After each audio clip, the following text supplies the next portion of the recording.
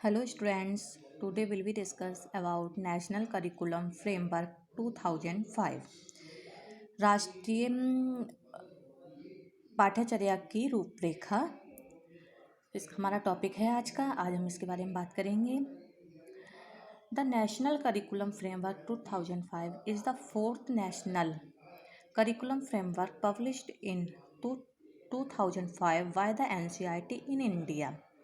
The NCF 2005 serves as a guidelines for syllabus, textbooks and teaching practice for the schools in India. The NCF 2005 has based its policies on previous government reports on education, such as Learning Without Burden and National Policy of Education 1986 and 1992, and focus group discussion. After multiple deliberation, 21 national focus group position proper have published to provide inputs for NCF 2005. NCF 2005 and its offshoot textbooks have come under different forms of review in the press. It means जो हमारी राष्ट्रीय पाठ्यचर्या की रूपरेखा है, ये चौथे राष्ट्रीय पाठ्यचर्या की रूपरेखा है। ये 2005 में प्रकाशित है। शैक्षिक अनुसंधान और प्रशिक्षण की राष्ट्रीय परिषद में ये शैक्षिक अनुसंधान और जो NCF है 2005 पाठ्यक्रम के लिए एक दिशा निर्देश के रूप में कार्य करता है। भारत में स्कूलों के लिए पाठ्य पुस्तकों और शिक्षण पद्धतियों NCF 2005 ने शिक्षा पर पिछली सरकार की रिपोर्टों जैसे लर्निंग विदाउट बर्डन और नेशनल पॉलिसी ऑफ एजुकेशन 1986, 1992 और फोकस ग्रुप डिस्कशन पर अपनी नीतियों को आधारित किया है। कई विचार विमर्श के बाद NCF 2005 के लिए इनपुट प्रदान करने के लिए 21 national focus group position papers प्रकाशित किए गए हैं। NCF 2005 और इसके ऑफशूट पाठ्य पुस्तकों ने प्रेस में विभिन्न रूपों की समीक्षा की है। इसके मसौदा दस्तावेज की केंद्रीय शिक्षा बोर्ड ने आलोचना की थी और NCERT के तत्कालीन निदेशक कृष्ण कुमार ने भी इसके साक्षात्कार में दस्तावेज के सामने आने वाली चुनौतियों पर चर्चा की। NCF 2005 के विषय में भारत के सभी शैक्षणिक संस्थान शामिल हैं। इसकी कई सिफारिशें ग्रामीण स्कूलों पर केंद्रित हैं। अब है NCF फोकस्ड ऑन। NCF ने ध्यान केंद्रित किया किस चीज़ पर? Learning without burden to make learning a joyful experience and move away from text book to be a basis for examination and to remove stress from children. It recommended major changes in the design of syllabus. इन्होंने क्या किया? NCF ने सीखने को एक आनंददायक अनुभव बनाने के लिए बोझ के बिना सीखना और परीक्षा के लिए बच्चों से तनाव को दूर करने के लिए पाठ्य पुस्तकों से दूर जाना। इसने पाठ्यक्रम के डिजाइन में बड़े बदलावों की सिफारिश भी की थी।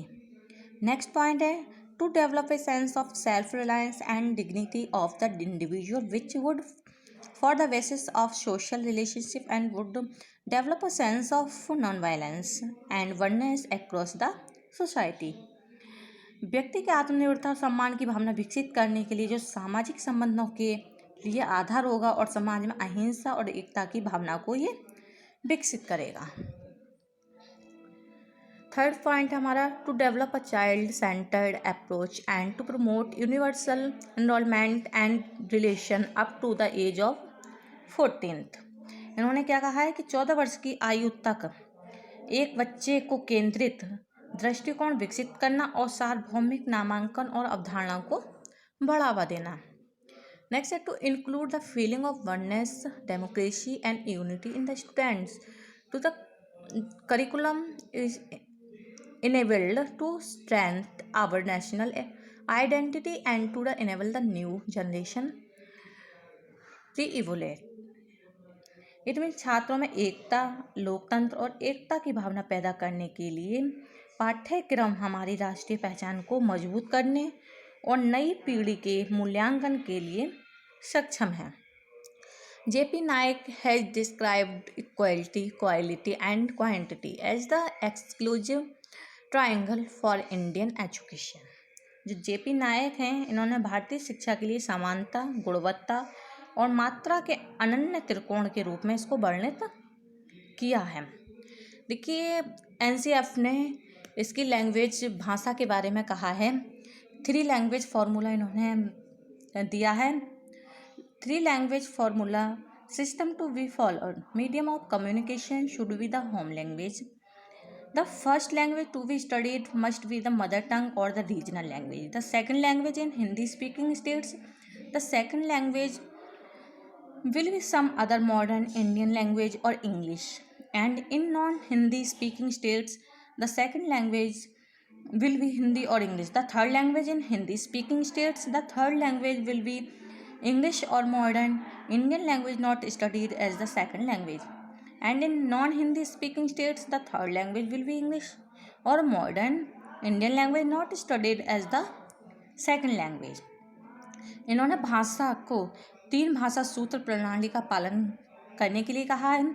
इसमें क्या कहा है इन्होंने, जो संचार माध्यम है वो हमारी घरेलू भाषा होनी चाहिए, अध्ययन की जाने वाली भाषा मातृभाषा या क्षेत्रीय भाषा होनी चाहिए।